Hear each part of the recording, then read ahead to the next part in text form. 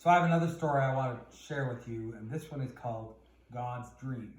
And it's written by a man that I was lucky enough to meet about 20 years ago, Archbishop Desmond Tutu of South Africa.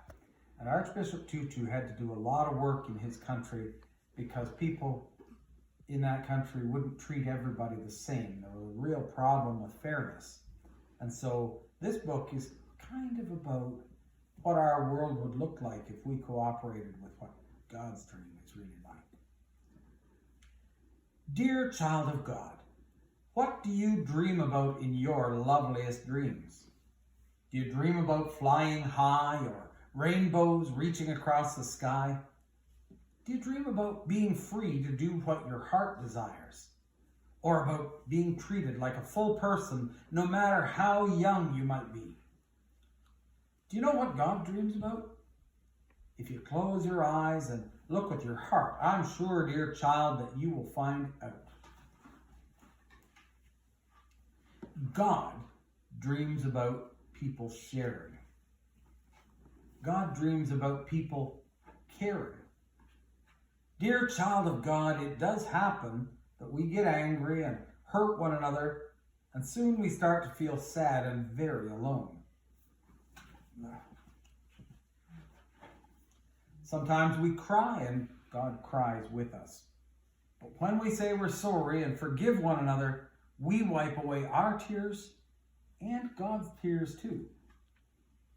Each of us carries a piece of God's heart within us. And when we love one another, that piece of God's heart, those are made whole. God dreams that every one of us will see that we are all brothers and sisters. Yes, even you and me. Even if we have different mummies and daddies or live in different faraway lands.